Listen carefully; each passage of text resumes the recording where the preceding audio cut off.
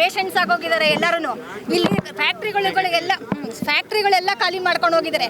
ನಾವು ಇದೇ ಫ್ಯಾಕ್ಟ್ರಿ ಬಾಡಿಗೆ ನೆಚ್ಕೊಂಡಿರೋರು ಏನು ಮಾಡಬೇಕು ಹೇಳಿ? ರೈತರು ನಾವು ಎಲ್ಗೋಗೋಣ? ನಾವೆಲ್ಲ ಖಾಲಿ ಮಾಡ್ಕೊಂಡು ಹೋಗೋರೆ ಬಾಡಿಗೆಗಳೆಲ್ಲನೂ. ಏನು ಮಾಡೋಣ? ಎಷ್ಟು 3 ವರ್ಷದಿಂದ ಸರ್ ಹಿಂಗೆ ಬಿದ್ದಿದೆ ಇದು.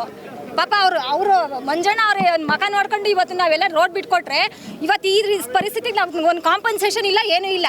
ಏನು ನೀವು ಪರಿಹಾರ ಮಾಡಿದ್ದೀರಾ ನೀವು ನಮ್ಗೆ ಹೇಳಿ? ನಾವೆಲ್ಲ ರೋಡಲ್ಲೇ ಮಲ್ಕೋತೀವಿ. ನೀವು ಕಾಂಪನ್ಸೇಷನ್ ಕೊಡೋವರೆಗೂ ನಾವು ಇಲ್ಲಿಂದ ಕದಲಲ್ಲ ಸರ್. ನಮಗೆ ಅದೇನು ನಮ್ಗೆ ಲೆಟ್ರಲ್ಲಿ ಕೊಡಿ ಅಷ್ಟೇ. ನಾವು ಅವ್ರ ಮಕ್ಕ ನೋಡ್ಬಿಟ್ಟು ಸರ್, ನಾವು ಮಂಜಣ್ಣ ಅವ್ರ ಮಕ್ಕ ನೋಡ್ಬಿಟ್ಟು ನಾವು ಅವತ್ತೆಲ್ಲ ಆಯ್ತು ಅಂತ ಮಾಡಿದ್ದು. ಎಲ್ಲರೂ ಬಂದಿದ್ರು ಸರ್ ಅವತ್ತು. ಇವರು ಜೆಸಿ ಇಂದ ಹಿಡಿದು ಎಲ್ಲರೂ ಬಂದಿದ್ರು. ಎಲ್ಲರೂ ಒಪ್ಕೊಂಡೋದ್ರು ಮಾಡ್ಕೊಡ್ತೀವಿ ಅಂತ. ಮಾಡ್ಕೊಟ್ಟಿದ್ದೀರಾ?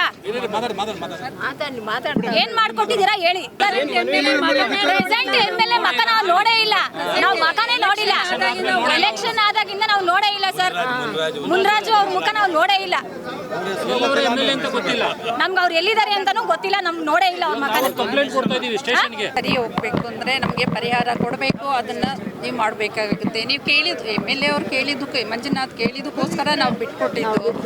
ಅದಾದ್ಮೇಲೆ ನೀವು ಎಲೆಕ್ಷನ್ ಟೈಮಲ್ಲಿ ಹಾಕಿದ್ರೆ ಇಟ್ಟಾರು 6 months ಇರಲಿಲ್ಲ. ಆ 2.5 ವರ್ಷದಿಂದ ನಾವು ಇಷ್ಟೊಂದೆಲ್ಲ ಧೂಳು ಕುಡಿತಾ ಇದೀವಿ. ಒಂದು ದಿವಸನೂ ಬಂದು ಏನಾಗಿದೆ ಅಂತ ಯಾರೋ ವಿಚಾರಿಸಿಲ್ಲ. ಇದುವರೆವರೆಗೂ ಅಲ್ಲ, 3 ತಿಂಗಳಾಗಿದೆ. ಇಲ್ಲಿ ಹರಿಯುತ್ತದೆ. ಏನು ಈ ರೋಡಲ್ಲಿ ಓಡಾಡೋರಿಗೆ ಯಾರಿಗೂ ಕಣ್ಣಿಲ್ವಾ?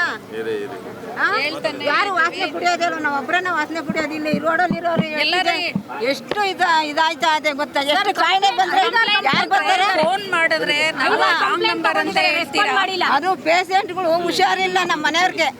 ಇಷ್ಟೇ. ಅದ್ರೊಳಗೂ ಕಾರಲ್ಲಿ ಡ್ರೈವರ್ನ ಕರ್ಕೊಂಡು 3-4 ಸರಿ ಹೋಗವ್ರೆ. ಮಗ ಹೋಗೋಣ ಎಷ್ಟು ಸರಿ ಸುತ್ತೀಯ?